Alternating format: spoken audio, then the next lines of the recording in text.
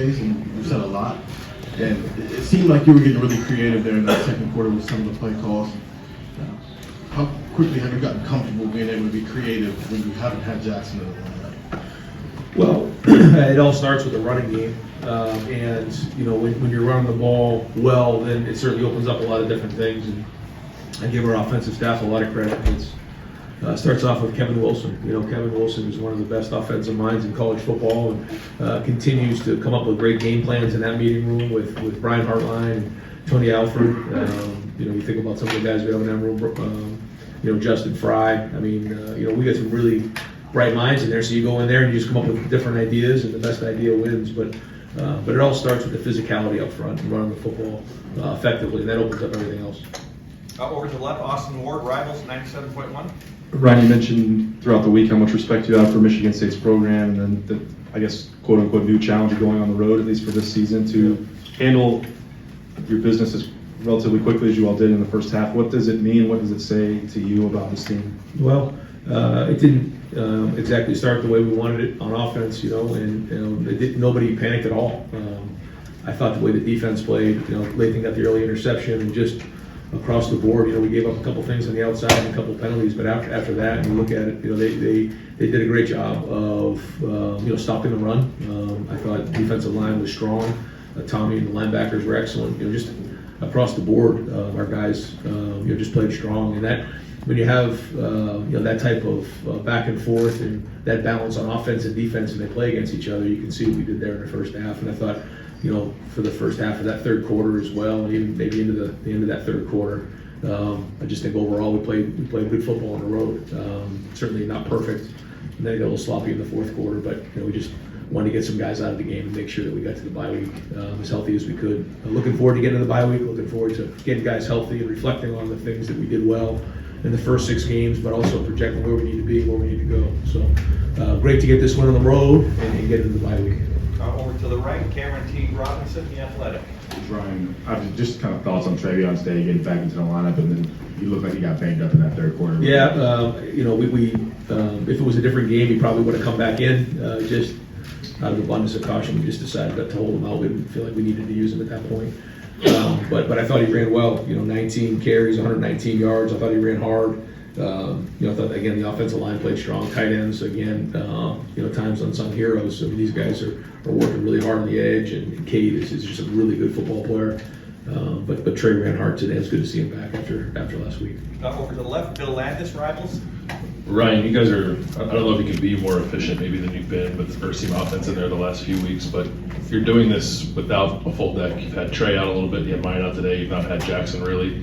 Have you thought to yourself over the last 4 weeks, like, man, this looks really good, but I wonder what this could be when we actually have all of our pieces and we're kind of at 100%? Yeah, sometimes, but also I feel like, it's rare in today's day and age where you do have a full deck, just the way the game's played. Typically you have to play depth, and we know that. And, like when we talk about it in the preseason, like who's your tailback going to be? We always say we're going to need 2. I don't know how it's going to shake up, but we're going to need 2. How about a receiver? We're going to need 5. We just know we're going to need this many guys because things happen. But it is exciting to know that, if we can get everybody back in there, then, at full strength, then, certainly we can put a lot of stress on defenses. Over here to the right, Clay Hall, WSYX. Was Brian getting kind of a maintenance day, and your new running back Xavier Johnson? I thought, we tried to be a little creative going into this game with some of the things that we did, and held some things, but tried to do a couple different. I thought Xavier ran the ball hard. He did a nice job on some of those runs. He's a weapon for us. You saw it in the Notre Dame game. You can see it today. He's a good player. But across the board, I thought that unit played well today. Obviously, Marvin made some amazing catches, but Emeka plays tough. He catches the ball. He and Julian over the middle and takes some of those shots, but keeps going. Warriors. And I'm proud of the way those guys played.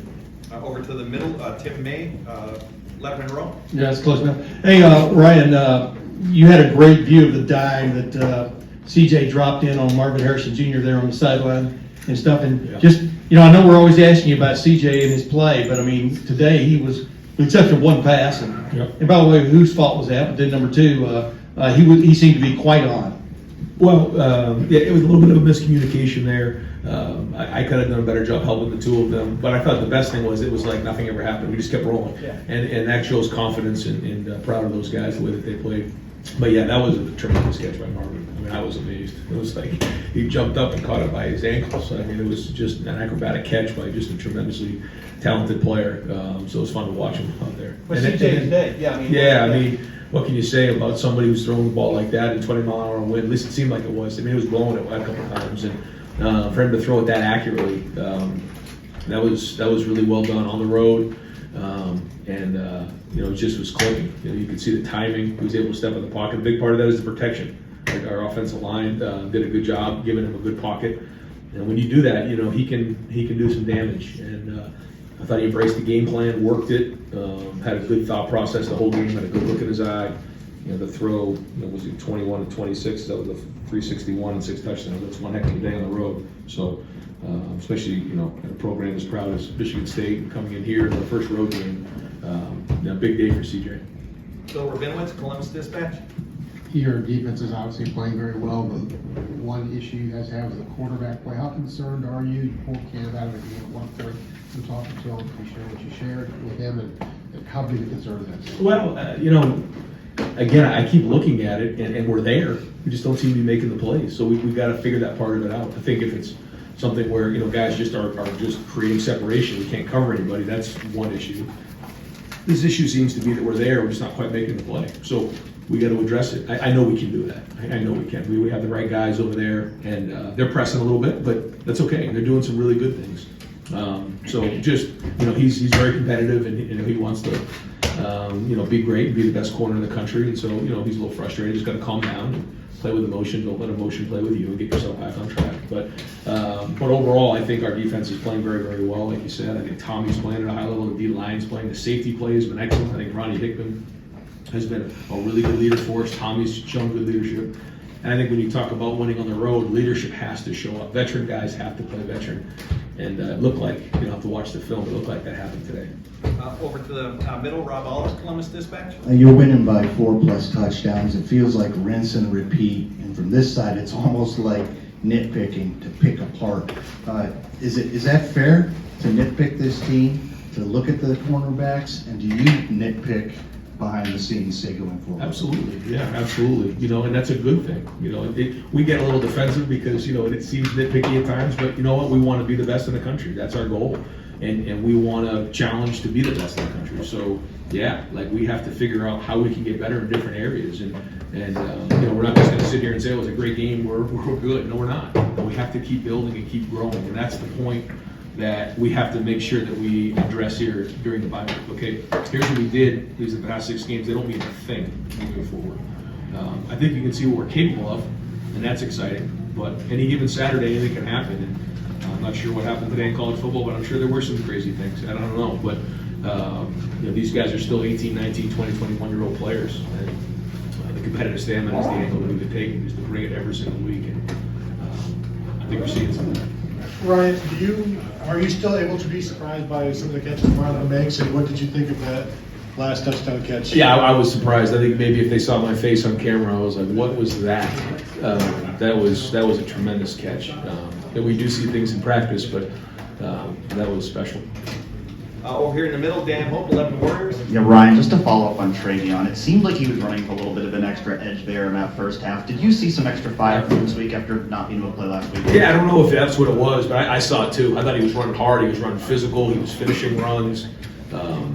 Yeah, you could see that. He had a bounce in his step, and he was running determined. Over here to the right, Doug Lamorese, Cleveland.com. Ryan, you've got a lot of guys who make spectacular catches, but this isn't just today. It just doesn't seem like your receivers drop many balls, and I know it's knock on wood if you want, but I don't know, is that true? How important is that it seems like also you guys make the routine catches almost all the time? I think you get into a rhythm of the game, and then like for instance, we had the early turnover, and nobody batted an eye. I think if something like that were to happen in a game, we just keep rolling. I just think that's the way we practice, and we have a certain level of expectation of efficiency. And if it doesn't happen, we're surprised. But when it does, we don't fret over it. We just kind of move on and go from there. But I think the confidence is the most important thing in the pass game. Okay, we're gonna go one more for Coach Day over here. Nathan Barrett, Cleveland.com. Justin, he runs the coach. Okay.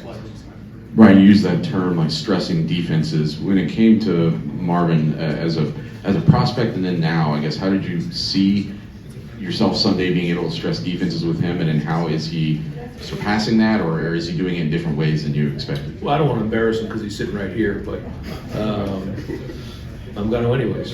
Maybe he won't like this, but you know, it's a Friday or Thursday. You know, I'm just walking through the facility, and he's out there on the jugs with Reach Stockdale, going through, I think, the script of practice and the game plan in the facility by himself, just going through it over and over and over again. I think you ask anybody on our team, they say, oh, there's Marvin again working by himself.